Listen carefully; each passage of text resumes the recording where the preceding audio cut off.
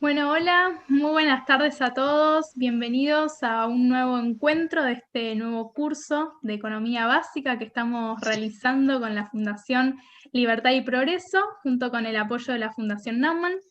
Antes de arrancar esta clase, quería pedirles a todos los que nos están viendo del otro lado de la pantalla que se suscriban a nuestro canal de YouTube. En esta oportunidad, Martín Krause va a estar exponiendo sobre la historia del pensamiento económico. Antes de hacerle la palabra, me gustaría presentarlo. Sabemos que tiene un currículum muy extenso, así que voy a tratar de hacer un breve repaso de su currículum. Martín estudió en la Universidad de Buenos Aires y luego obtuvo un doctorado en Administración en la Universidad Católica de La Plata. Es profesor titular de Economía de la Facultad de Derecho y de Ciencias Sociales de la Universidad de Buenos Aires. También es profesor adjunto en el Departamento de Economía de la Facultad de Ciencias Económicas de la UBA. Es profesor visitante de la Universidad Francisco Marroquín y académico adjunto del Cato Institute de Washington, D.C. Recuerden que pueden hacer sus preguntas en el chat del canal. Pedimos que sean claras, concisas y concretas. Sin nada más que agregar, Martín, te cedo la palabra. Bueno, muy bien, muchas gracias. Espero que escuchen bien y cualquier cosa me dicen, a ver si de alguna forma se puede mejorar. Bueno, estamos por lo menos para mí, en un desafío bastante importante porque acá el tema de la clase es tratar la historia del pensamiento económico, quiere decir que es más o menos tratar como 2500 años de historia en 40 minutos. O sea que no va a ser nada simple. Obviamente que va a haber cosas que me las voy a pasar por alto, no vamos a poder ver, y algunas que voy a tratar en un grado mayor de detalle. Voy a hacer énfasis en algunos debates. La ciencia económica es de discusiones, de autores que debaten con otros autores, y allí es cuando la disciplina se va desarrollando. Por eso a veces es muy interesante poder ver esas discusiones y esos debates. Voy a poner una presentación, a ver si puedo compartir un minuto un PowerPoint. Ok, ahí voy, para que ustedes puedan ver esto y después veremos las preguntas.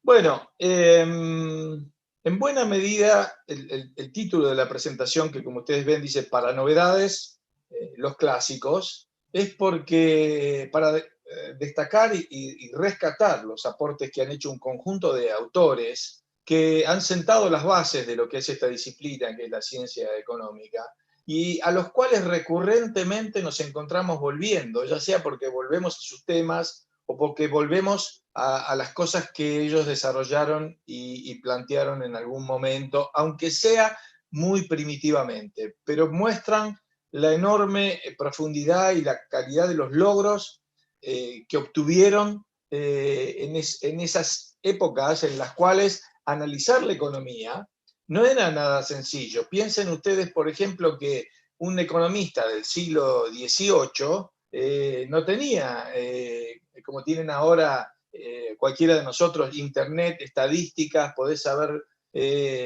cantidad de cosas que están pasando. Ahí eso no existía, lo que había era, bueno, había diarios, se podían más o menos leer algunas noticias con bastante atraso, y después tener una percepción de lo que estaba pasando allá afuera, en la actividad económica. O sea que la verdad que los logros de muchos de estos autores son aún de mayor importancia debido a las limitaciones que tenían en ese sentido.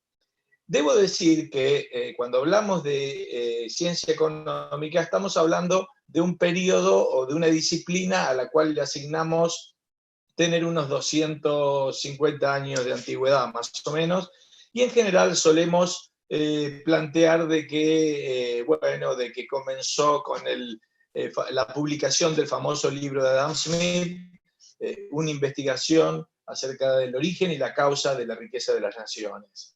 Obviamente que decir que la economía empezó con el libro de Adam Smith es más o menos lo mismo que decir que el mundo empezó en el año 1, ¿no es cierto? La verdad que es una formalidad, obviamente no era el primero que escribía en absoluto, pero refleja un cambio de enfoque respecto a esta disciplina, que eso lo hace, creo yo, sí acreedor a que sea tal vez compartido con otros,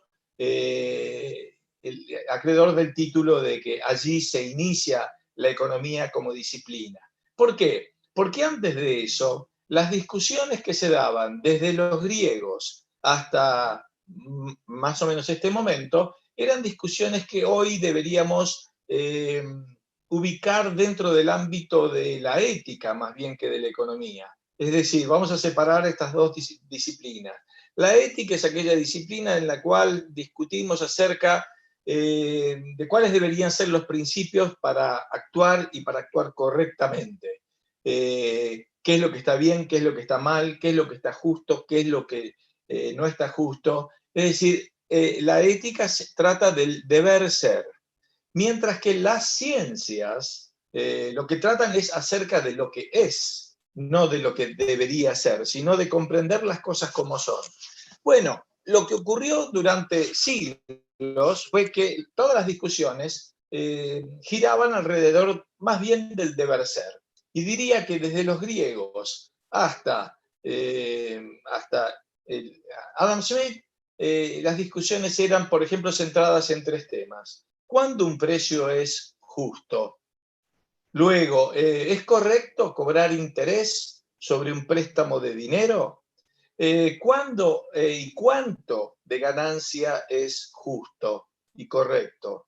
No son cosas que discutamos ahora en la economía. Si a cualquiera de nosotros nos preguntan qué es un precio justo, miramos con cara rara, decir, ¿qué es eso de un precio justo? No entendemos lo que es, aunque la gente siga hablando todavía en términos de la justicia o no de los precios.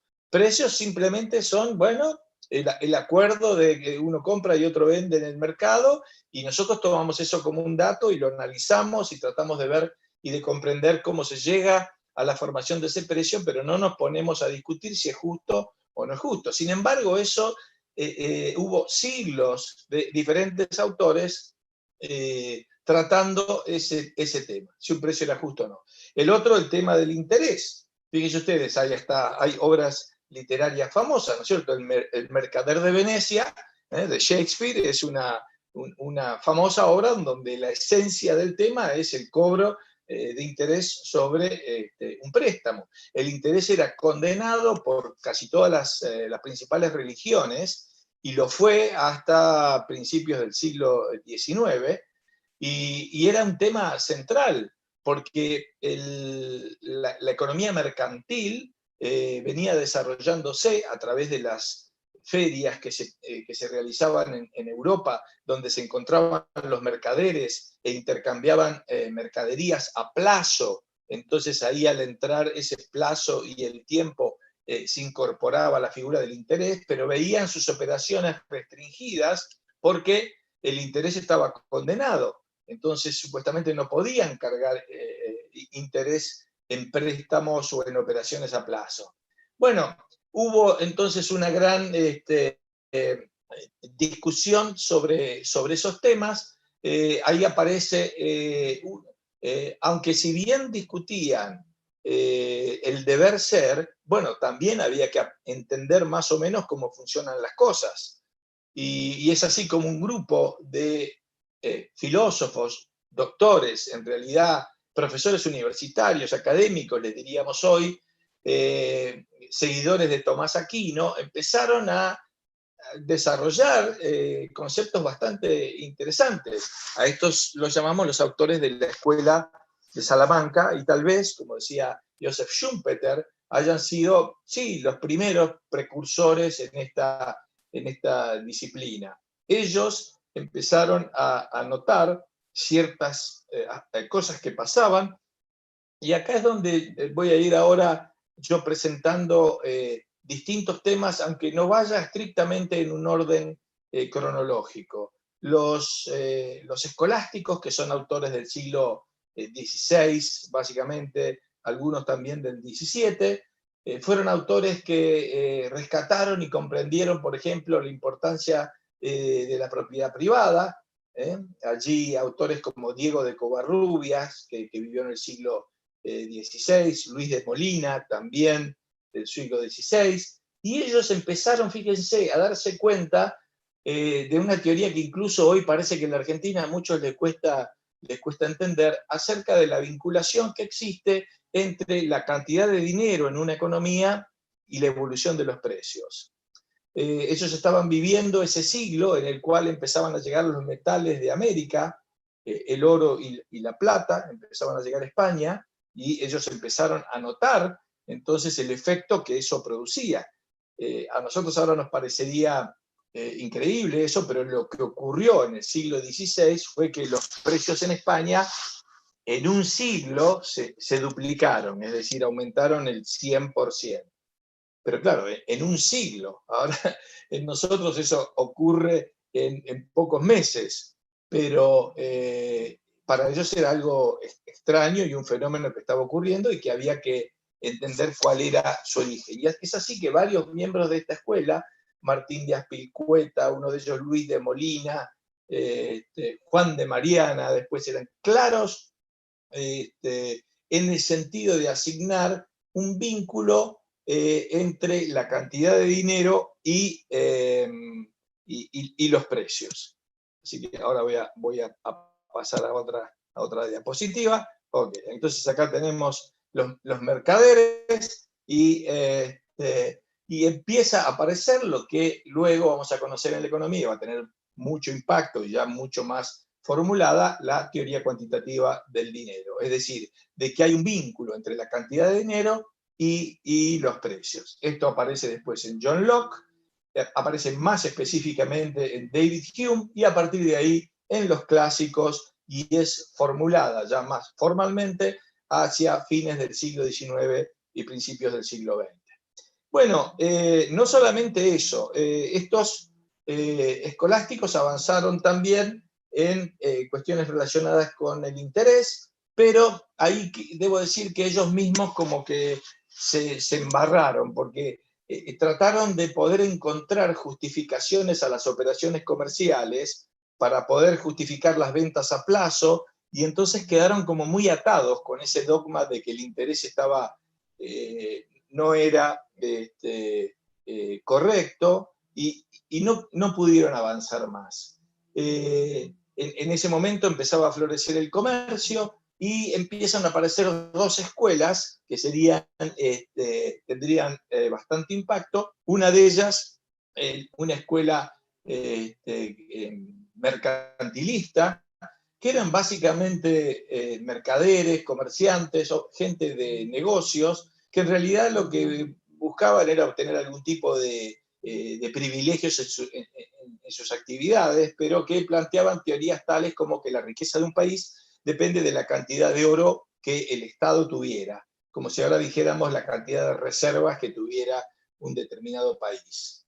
Y entonces para eso desarrollaron todas esas ideas que aún hoy llamamos ideas mercantilistas, como hay que favorecer las exportaciones, hay que frenar las importaciones para tener un saldo comercial favorable y así acumular metal o acumular ese dinero, etc.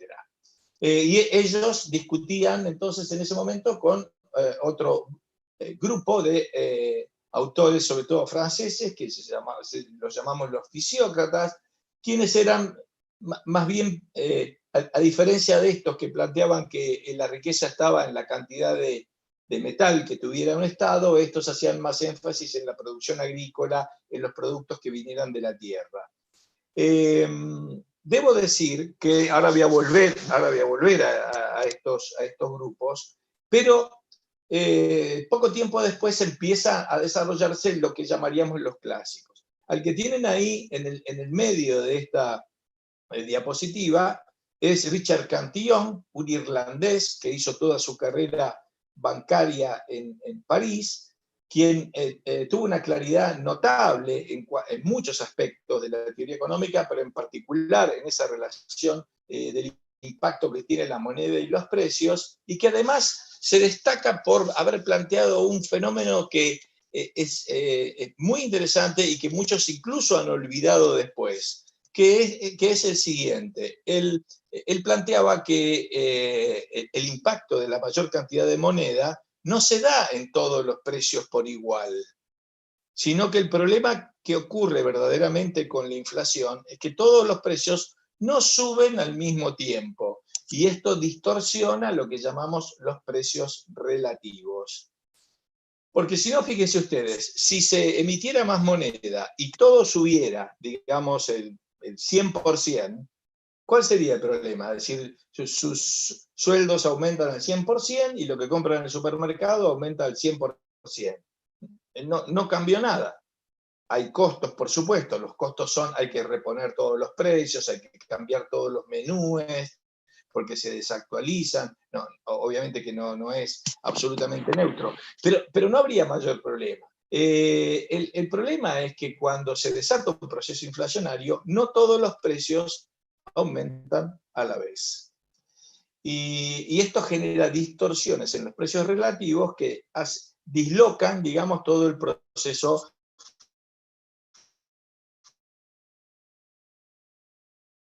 productivo en la economía. Con los otros, diría, junto con los otros que Cantillon hizo, lo podría poner ahí en el podio, digamos, de los creadores de la ciencia económica junto con Adam Smith. Bueno, esas ideas, las ideas de, como dije, de la relación entre moneda y los precios, son después formalizadas en lo que se llama la teoría cuantitativa del dinero y luego hechas renacer en buena medida por Milton Friedman, que por alguna razón, ustedes saben, le llaman a él y a su escuela, digamos, la escuela monetarista, haciendo énfasis, aunque tal vez en una forma demasiado simplificada, en la relación que existe entre la cantidad de moneda y los precios. Bueno, obviamente después el gran aporte y el comienzo yo mencioné, fue el gran aporte del trabajo de Adam Smith, pero en Adam Smith ya surge después una polémica acerca de cuál era. ¿Hay acaso dos caras de Adam Smith? Porque Adam Smith tiene dos grandes libros. Uno primero, que se llama Teoría de los Sentimientos Morales. Él era profesor de ética y escribe ese libro que parece que fuera un libro de ética. Yo entiendo que en realidad es un libro de ciencias sociales en el cual él trata de entender cómo actúa la gente, no tanto cómo debería actuar. Y luego su famoso libro, La riqueza de las naciones. En uno comienza diciendo de que en todos nosotros hay como un sentimiento de simpatía hacia los demás y que nos preocupamos por el destino que puedan tener los otros. Y en el otro, en La riqueza de las naciones, parece que, y lo dice específicamente, que cada cual persigue su propio interés y al hacerlo se ve guiado como por una mano invisible a contribuir al bienestar general, por más que no se haya planteado tal objetivo. Entonces, la pregunta, claro, que surgió después, mucho tiempo después de esto, es: ¿realmente hay una contradicción en Adam Smith? ¿Qué es lo que somos? ¿Somos altruistas o somos egoístas? Bueno, cuando uno se pone a ver realmente, el libro que se hizo famoso fue La riqueza de las naciones. El otro es buenísimo también. La verdad que yo recomiendo mucho el leerlo. Pero cuando uno lo hace, se da cuenta que esa contradicción no parece ser tan tajante. Porque en el libro de Teoría de los Sentimientos Morales, Smith lo que plantea es que, y lo dice con esas mismas palabras, la primera preferencia que uno tiene es hacia uno mismo. Y luego ese sentimiento se va extendiendo hacia los demás en círculos que a medida que se alejan es un sentimiento que se va debilitando. Es decir, primero mi círculo más cercano, mi familia, mi pareja, mis hijos, mis padres, luego que los hermanos, los primos, los tíos, etcétera, los amigos, luego los conocidos, luego la gente de la misma comunidad, Y a medida que se va alejando ese vínculo, el sentimiento se debilita, pero está centrado en la propia persona y luego se extiende de esa forma a los demás. De hecho, pone un ejemplo allí de que a cualquiera, si un día tiene que sacrificar una falange de un dedo, le parece que es la peor situación que pueda estar pasándole, y si en ese momento le dicen, mirá, hubo un terremoto en China y murieron 100.000 personas, dice, ¿qué me importa las 100.000 personas si yo he perdido parte de un dedo? Y eso que en esa época no había CNN, nada para ver nada de ese tipo de cosas, pero lo que está señalando es que existe ese fuerte sentimiento hacia, obviamente, todas las cuestiones que involucran a la persona, aunque en esa búsqueda, digamos, de la felicidad de cada uno, lo más importante siempre es la relación que tenemos con los demás, y Smith le asignaba un papel muy importante a cómo nosotros nos preocupa cómo nos ven los demás, ¿no es cierto? Y entonces actuamos de forma tal como si permanentemente hubiera algo así como un observador imparcial que nos está mirando en nuestra conducta. Bueno, Adam Smith obviamente tuvo un impacto enorme en lanzar esta disciplina, y aunque él comienza todo su desarrollo con un ataque al mercantilismo. Y él dice, lo del mercantilismo es absolutamente errado. Aquí la figura de la izquierda es Colbert, no tuvo teóricos el mercantilismo, pero sí tuvo hombres prácticos que o hacían lobby por el mercantilismo o lo aplicaban. Colbert era un ministro de finanzas en Francia que efectivamente aplicaba ese tipo de políticas, y Adam Smith se lanza contra los mercantilistas señalando que la riqueza de un país no tiene que ver con la cantidad de metales que tenga su Estado, sino con el volumen de producción que haya en ese país. Es decir, lo que nos hace ricos es producir, no acumular metales a través de superávit comercial. Entonces lo que hay que hacer es desarrollar la industria, la actividad agrícola, etc. Al hacerlo, él desarrolla esta idea de las ventajas relativas. Es decir, él dice, hay un país, conviene abrirse al comercio porque los países tenemos distintas capacidades, distintos recursos, y entonces nos vamos a beneficiar del intercambio. Por ejemplo, si Inglaterra es bueno en textiles y Portugal es bueno en vinos, entonces conviene que Inglaterra le venda textiles a Portugal y Portugal le venda vinos a Inglaterra. Muy bien. Mucho más allá de esto.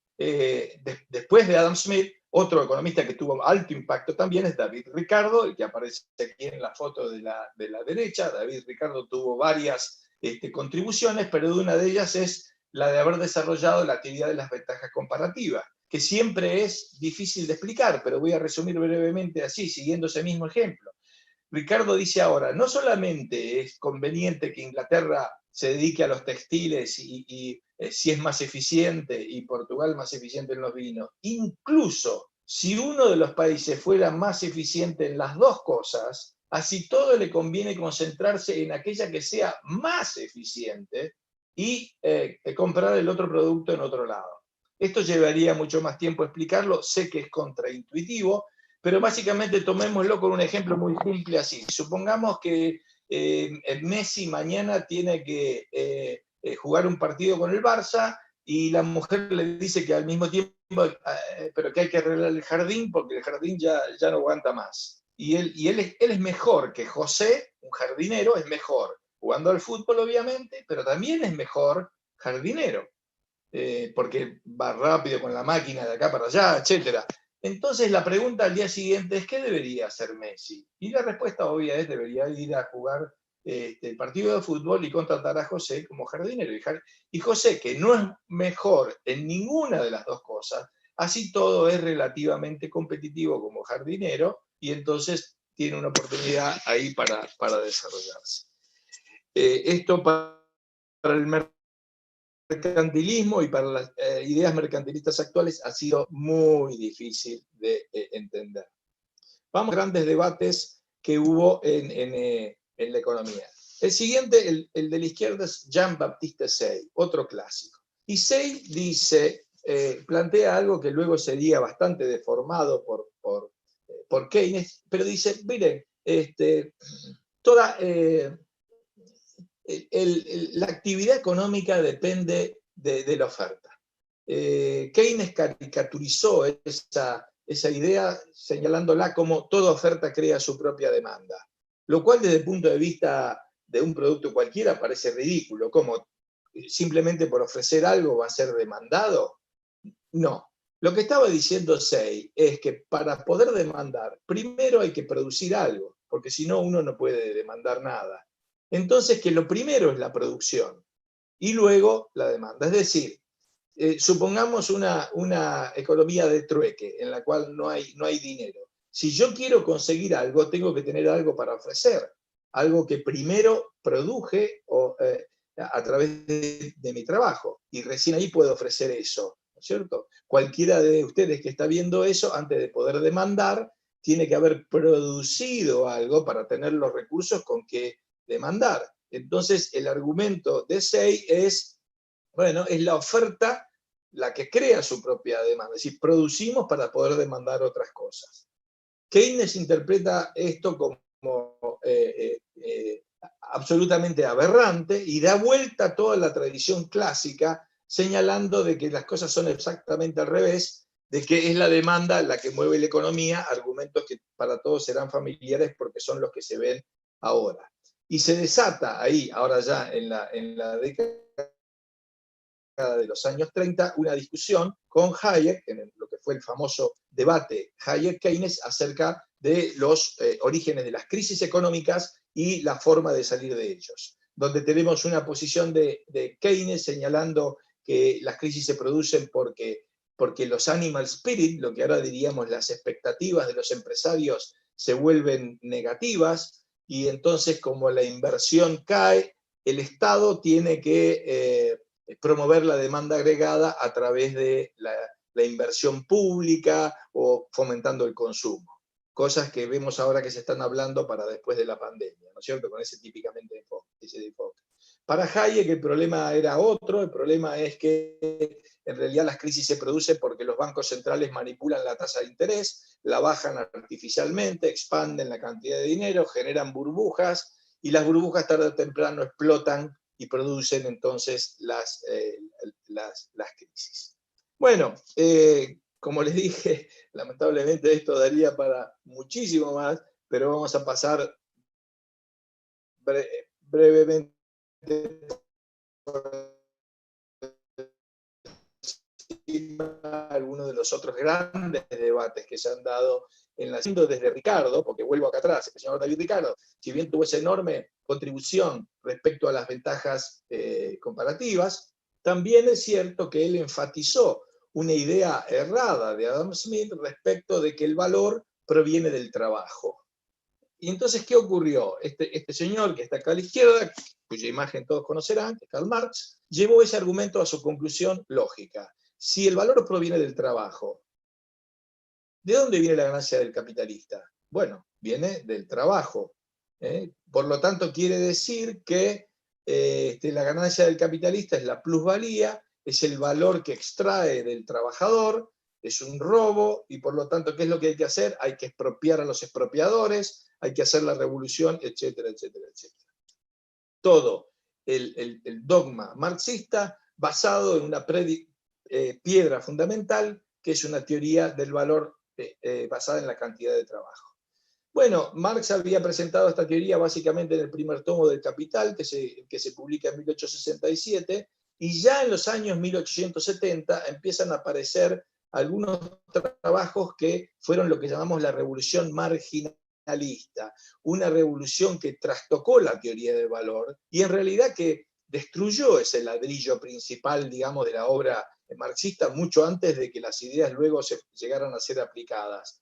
En particular, el que está aquí a la derecha es Karl Menger, quien desarrolla junto con Jevons y Walras, es decir, un inglés y un suizo francés, los tres les adjudicamos esta teoría, que son teorías subjetivas del valor. Es decir, que el valor no está en la cantidad de trabajo, no está en las cosas, no tiene que ver con los materiales, tiene que ver con acá, con lo que tenemos acá en la cabeza y cuánto valoramos cada una de las cosas. Y si esto es así, el argumento de que acá hay una explotación de la por la cantidad de trabajo, la verdad que no se sostiene.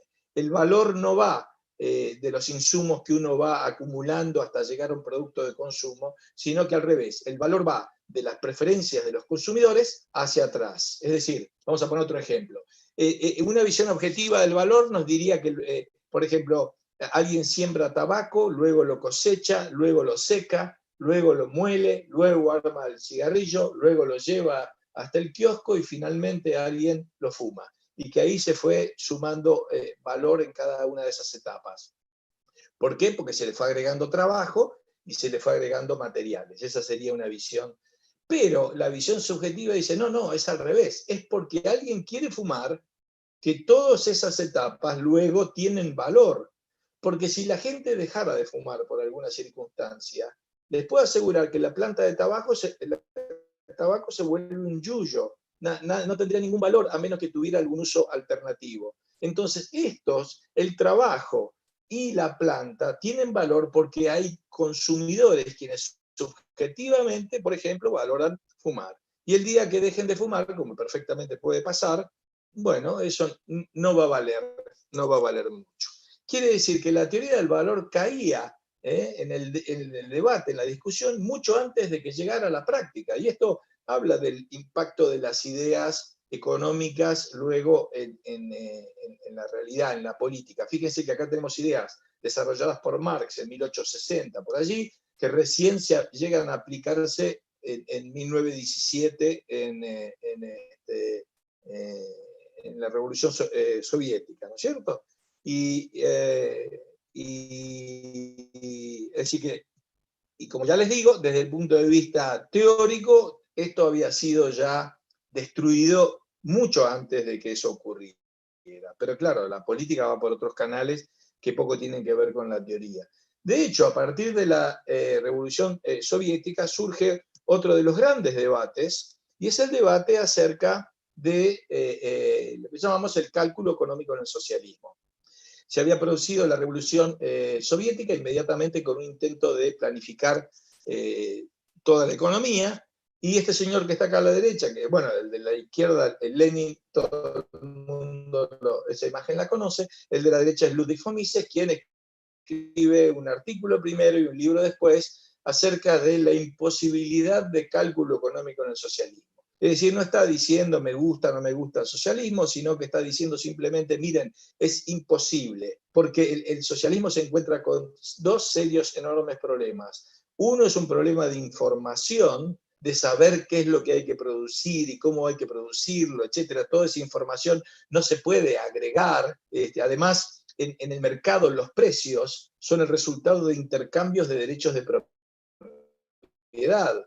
Y en el socialismo no hay propiedad, entonces no va a haber tal cosa como precios, entonces no se va a poder hacer cálculo económico, no va a estar disponible la información. Y además, por supuesto, hay un problema de incentivos. Si vamos a querer que todos, por ejemplo, ganen lo mismo, y bueno, ¿para qué esforzarse uno de más? Entonces, este debate en ese momento fue fundamental y central. Por supuesto que todavía tuvieron los rusos 70 años más de comunismo hasta que eso se venga realmente abajo, pero ya lo había planteado Mises en esa discusión, diciendo esto es imposible. Hacer cálculo económico es imposible porque no hay precios. De hecho, cuando planificaban, lo que hacían era copiar o tomar los precios, la diferencia de precios relativos que había en países de Occidente. Quiere decir que si no hubiera habido un mercado allá afuera, les hubiera sido imposible planificar. Bueno, da para mucho más este tema, pero vamos a seguir con otros, aunque sea para que quede algún tiempo para preguntas. Ya varios años después, incluso después de la Segunda Guerra Mundial y ya avanzados en la revolución keynesiana, porque en ese debate Hayek-Keynes, está claro que en cuanto al predominio en la política sobre todo, y en la academia por un tiempo también, ganó Keynes. Digamos, todos asumieron las ideas keynesianas. Y en ese sentido, un keynesiano como el que está acá a la izquierda, que es Paul Samuelson, también quiso plantear una teoría acerca de si se podía establecer científicamente lo que el Estado tiene que hacer o no. Y desarrolló, por lo tanto, un concepto de bienes que llamamos bienes públicos, diciendo, bueno, el Estado tiene que dedicarse a bienes públicos, que son bienes que tienen unas características de no exclusión, no se puede excluir al que no paga y no rivalidad en el consumo, etc. Y estos entonces definitivamente el mercado no los va a poder proveer, porque el mercado fracasa, y así se llamaron a la teoría del fracaso del mercado. El mercado fracasa, no lo puede proveer y por lo tanto esto lo puede proveer el Estado, lo debe proveer el Estado.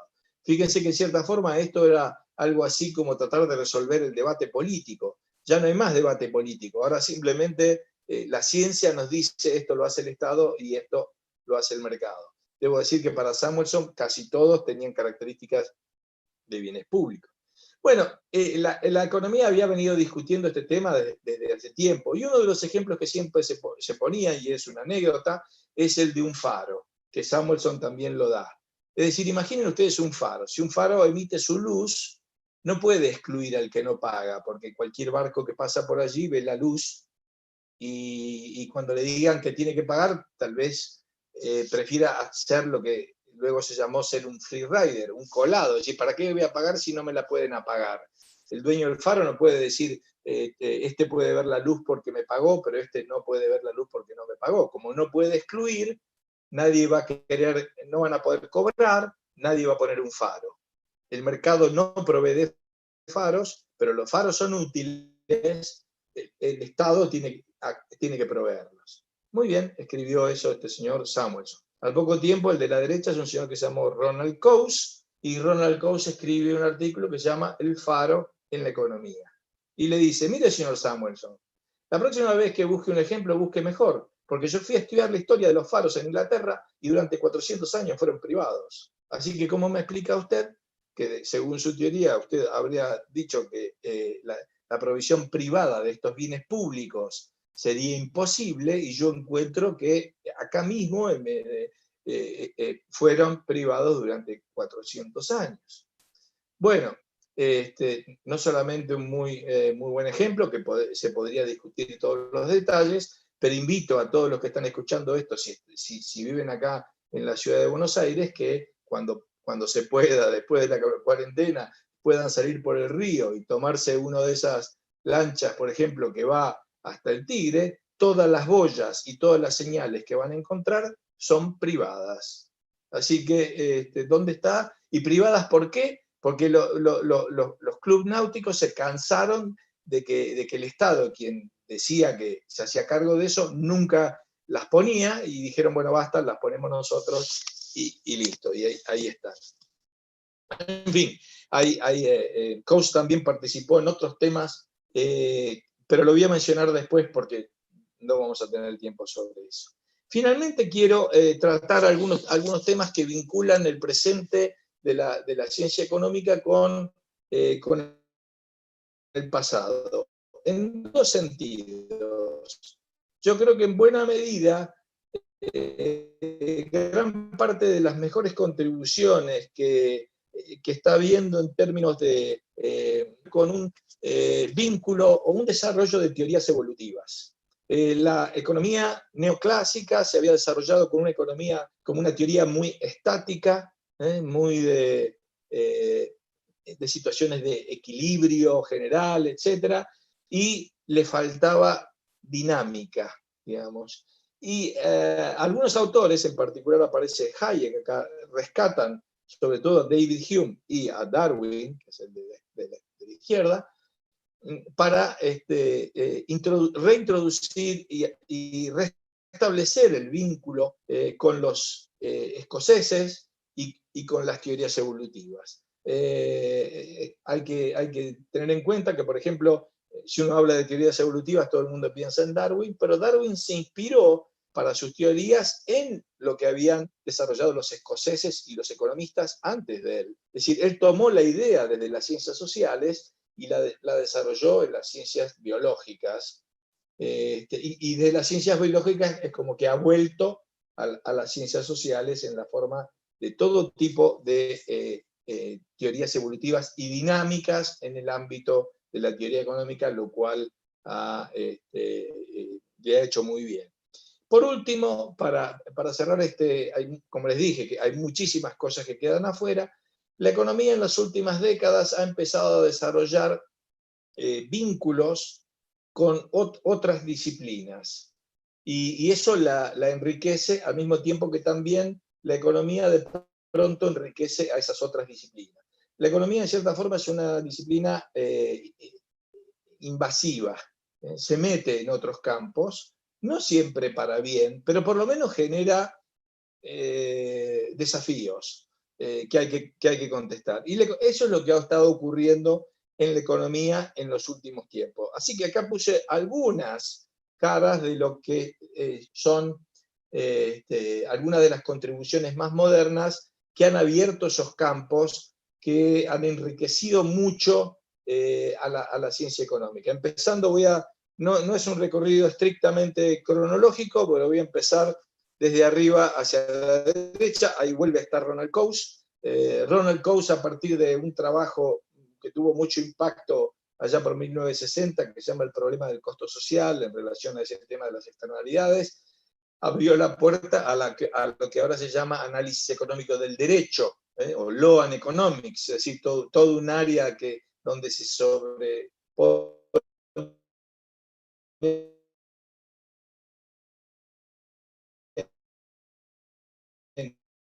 la economía y el derecho, que es muy rica, y bueno, ya hay bibliotecas enteras de todos esos textos. Abrió todo un mundo, casi todos premios Nobel, modelos macroeconómicos, y sobre todo un tema en algún otro autor, que es el tema de la racionalidad del agente económico, ¿no? Él desarrolló una teoría de las expectativas racionales, pero en este momento hay una enorme discusión acerca de qué es eso de racionalidad, en qué medida somos racionales y cómo debemos modelizar al individuo, a la persona, en estos términos, ¿no? ¿En qué medida es racional o no es racional? Al lado de él aparece el señor dos voy a señalar, Oliver Williamson y Douglas North. Los dos han asociado a la historia y a la economía con el análisis de las instituciones y desarrollado esto que se llama economía institucional.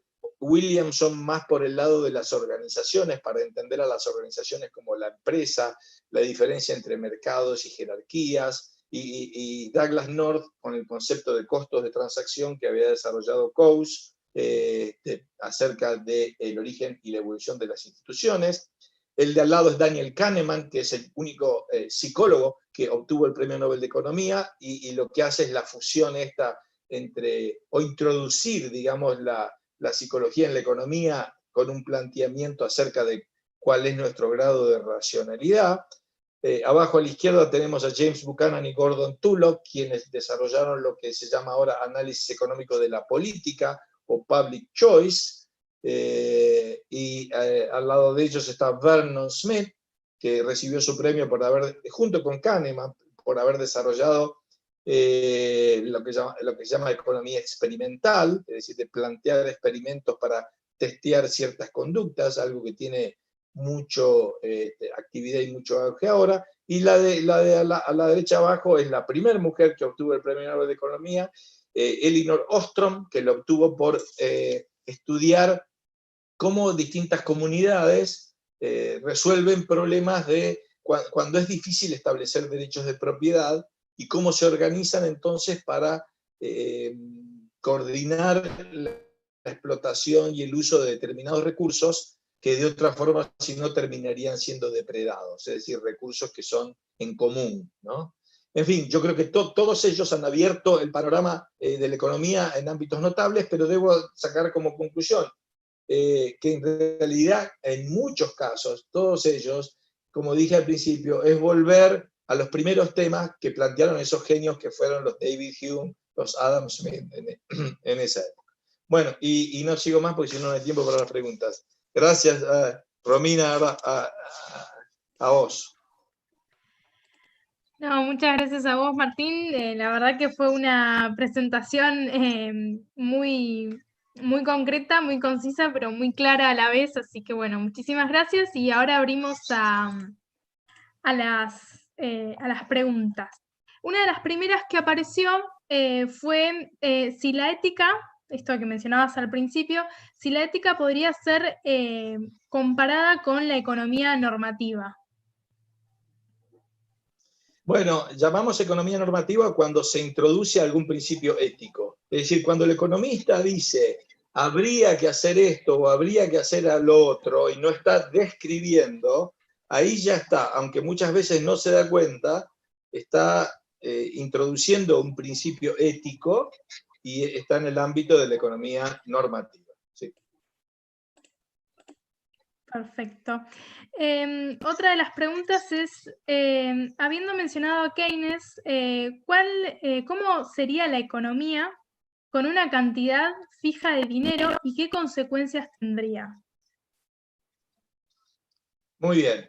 A ver, esto es entrar un poquito en esa teoría cuantitativa del dinero. Si vos tuvieras, no ocurre ni ha ocurrido nunca que hubiera un tipo de dinero que fuera fijo, porque ni siquiera el oro y la plata eran fijos, porque siempre se descubre más yacimientos, etc. Pero vamos a suponer que existe un dinero que es absolutamente fijo. Por ejemplo, cuando el Bitcoin llegue hasta el final de los que se pueden emitir, digamos, ¿no?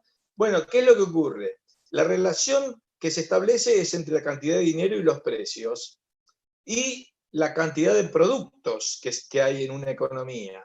Si la economía sigue creciendo y la cantidad de dinero no crece, entonces lo que vas a tener es que los precios van a bajar. Los precios de los productos van a ser más bajos, porque no hay mayor cantidad de dinero, ¿no? Entonces, en esa hipotética circunstancia, que ya les digo, nunca ha ocurrido, entonces vos tendrías una tendencia a la baja. A veces ha habido periodos en los cuales la producción aumentó más rápido que la cantidad de metal y entonces efectivamente los precios tendían a la baja. ¿Sí? Eso es. Buenísimo. Otra de las preguntas es, ¿tiene sentido retomar la ley 6 hoy en día, a pesar de que se trate de una economía monetaria donde se pueda acuñar moneda y, entre comillas, crear una demanda? Por supuesto que tiene, porque la verdad que el progreso de todos los países está basado en la producción. Hay incluso algunas escuelas más modernas que han reivindicado específicamente la ley de Say. La última que recuerdo por ahora es estos, por ejemplo, que se llamaron allá por los años 80 los supply siders, es decir, todos aquellos que planteaban la importancia de bajar los impuestos para que haya mayor incentivo a producir. ¿Para qué? Para fomentar la actividad económica por el lado de la oferta, no por la demanda, ¿no? Entonces sí sigue teniendo mucha actualidad en esta discusión esa vieja ley de Say. Buenísimo, Martín. Otra de las preguntas es, ¿cuáles son las bases epistemológicas del liberalismo económico? ¿Se podría considerar como una ciencia económica basada en leyes universales? A ver, primero tenemos que separar esto. Liberalismo es una filosofía política y economía es una ciencia en ese sentido neutral respecto de la política. La ciencia económica como tal tiene que ser capaz de describir las acciones de las personas y las consecuencias de esas acciones, describir la realidad. Y una buena teoría es aquella que mejor describe y además permite, de cierta forma, predecir lo que va a ocurrir, aunque sea en términos de tendencia. Eso es ciencia. El resto es filosofía política. Vos podés ser liberal, podés ser socialista, lo que sea. La relación entre una y otra es la siguiente, es que la ciencia te va a decir, en todo caso, mira, vos querés ser socialista y querés repartir todo por igual, bueno, lo que te dice la ciencia económica es que olvídate de crecer con eso porque no vas a generar incentivos, algo de lo que comenté antes, ¿no es cierto? pero son dos ámbitos distintos. ¿Qué pasó? ¿Qué más? Tenía el micrófono apagado. Otra de las preguntas es, ¿qué opinan algunos de los autores que mencionaste a lo largo de la charla sobre el ingreso universal? ¿O qué opinarían, digamos? Bueno, es difícil saber eso porque hay un poco de todo, ¿no? Allí.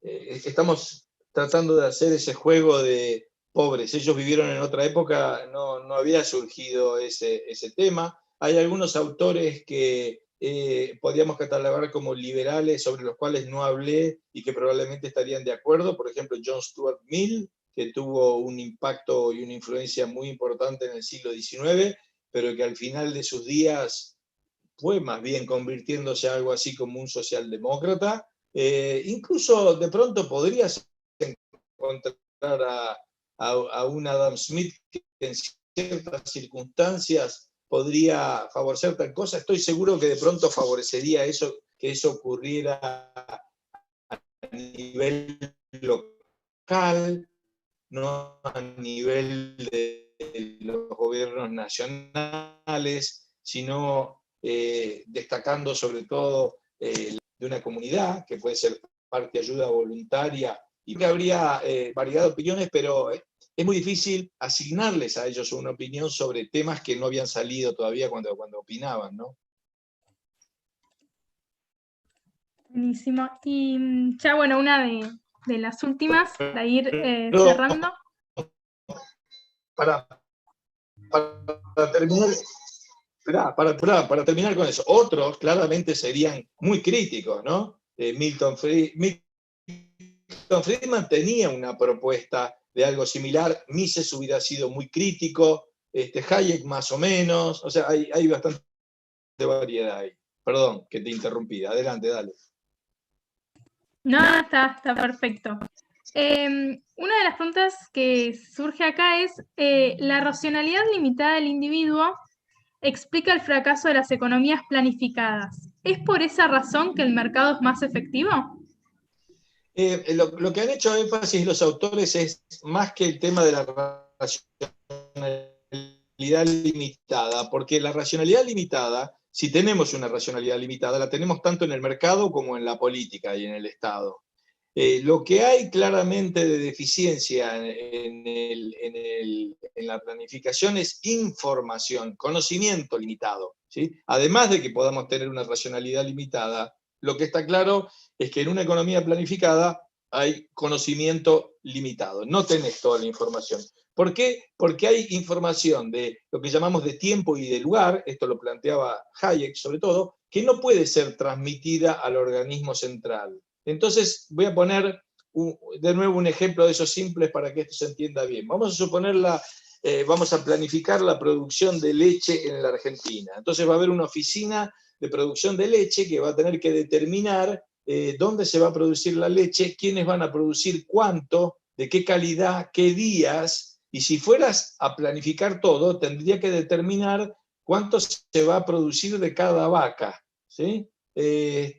Bueno, eso no es una información que esté disponible para el planificador. El que conoce cada vaca es el que está ahí, el dueño que la tiene, sabe cuál es, sabe cómo tratarla, sabe cómo obtener su mejor rendimiento. Y si vos vas a transmitir toda esa información de cada uno de ellos a la oficina central, cuando vuelve eso en forma de una orden, ya es tarde. Ya el mercado ya cambió, ya estamos tomando otras decisiones. Por eso es mucho más eficiente una toma de decisiones descentralizada, porque precisamente la información está descentralizada. Entonces hay que aprovechar a la gente que está en el lugar para que aproveche esa información que solamente ellos poseen. Ahora, para que coordinen con los demás, ¿qué es lo que tienen? Bueno, en el mercado tienen el sistema de precios. El sistema de precios le dice, si el precio de la leche sube, le dice produzcan más. Si baja, le dice produzcan menos.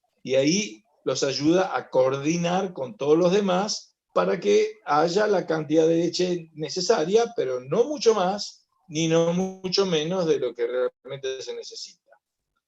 Adelante. Buenísimo, sí, muy, muy clara tu respuesta, Martín. Acá, bueno, una última pregunta ya para cerrar, y es una pregunta más de apreciación personal. ¿Cree usted que puede crearse una economía con una cantidad de moneda fija si la basamos en criptomonedas descentralizadas?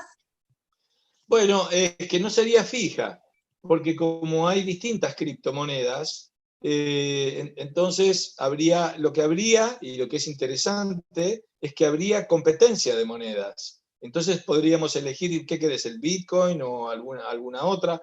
Ustedes saben cómo es esto de las criptomonedas. El Bitcoin, por ejemplo, tiene un algoritmo, digamos, que va creciendo, está programado cuánto va creciendo la cantidad de Bitcoins hasta que va a llegar a una cierta cantidad y ahí no va a crecer más. Eso le da al Bitcoin una seguridad similar, no igual, pero similar a la que tenía el patrón oro. Quiere decir que no se puede multiplicar la cantidad de Bitcoins de un día para el otro, porque eso es imposible, porque el algoritmo no lo permite. Quiere decir que ahí va a llegar un momento en que la cantidad de Bitcoin va a estar fija. Pero bueno, pero hay otras monedas, criptomonedas. Entonces eso quiere decir que la cantidad de criptomonedas en general no es fija. Y la gente de pronto querrá empezar a usar otras. Vaya a saber qué es lo que va a ocurrir, porque hasta ahora tenemos solamente, no sé, 10, 15 años de criptomonedas. Es nada en la historia económica. Vaya a saber cómo va a evolucionar eso en el futuro, ¿no? Claro, tal cual. Acá, bueno, yo dije que iba a ser la última pregunta, pero muchos me están preguntando si puede resumir el pensamiento, sobre todo de Stiglitz, que es un nombre que escuchamos muy seguido en los medios y bueno, ahora con todo el plan del gobierno y demás. Sí. Bueno, Stiglitz es uno de esos economistas que piensan que el mercado son puras fallas, fallas por todos lados y que hay gente súper inteligente como él o como Guzmán y otros que las van a resolver, ¿no es cierto? Y ahí es donde entramos realmente en problemas. De hecho, uno de los argumentos centrales de Stiglitz es que, siguiendo el tema de Hayek, de que el conocimiento es limitado, el argumento de Hayek es, como el conocimiento es limitado, hay que dejar que el mercado funcione porque el mercado transmite información a través de los precios. Stiglitz toma ese mismo argumento y dice, el conocimiento no es perfecto, y como no es perfecto, es imperfecto, entonces el Estado tiene que intervenir porque en esas situaciones no hay conocimiento, y ahí desarrolla todo tipo de intervenciones en la economía basándose en una idea de que el ideal sería que el conocimiento fuera perfecto. Pero obviamente que el conocimiento nunca va a ser perfecto y ninguno de los que creemos en el mercado pensamos que eso va a ser así. Somos imperfectos los seres humanos, es imperfecto el conocimiento, pero dado de todas esas imperfecciones, el mercado es el que mejor aprovecha toda esa información dispersa para ayudarnos a coordinar las acciones y a tomar decisiones. Stigler cree que todo eso fracasa y que el Estado y los organismos internacionales y qué sé yo van a ser los que tienen que salvarnos de semejante cosa. Claro, pero el tema acá, digamos, sería, ¿por qué es tan popular, no? ¿Por qué lo escuchamos tanto en estos días? Bueno, ok, tampoco es que sea tan popular. Lo escuchamos en estos días porque tenemos un ministro de Economía que fue su alumno, inspirado en él. Ya en su momento Cristina Kirchner lo trajo a Stiglitz cuando era presidenta. Stiglitz está dispuesto a apoyar a Cristina, a Guzmán. Él está en una lucha quiere como imponer ciertas normas para lo que llamemos así los defaults internacionales, y la Argentina es como su conejillo de indias en esto, ¿no? Para ver si pueden lograr cambiar eso. Pero no se crean que acá puede ser que esté siendo nombrado mucho por esta circunstancia en particular, porque estamos en default, porque tiene su pupilo de ministro, pero no creamos que en el ámbito de la ciencia económica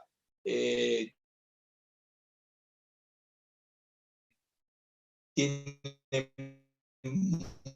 mucho más más impacto, ¿no? Bueno, está bien.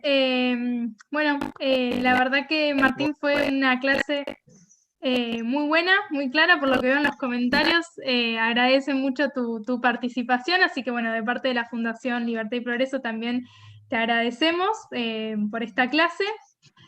También, bueno, de nuevo quiero agradecer el apoyo de la Fundación Naumann. Y bueno, invito a todos, nuevamente a los que nos están viendo del otro lado de la pantalla, que se suscriban a nuestro canal de YouTube. Los esperamos mañana en nuestra conferencia semanal a las 18 horas. Muchísimas gracias a todos. Hasta luego. Gracias a vos. Hasta luego. Chau, chau.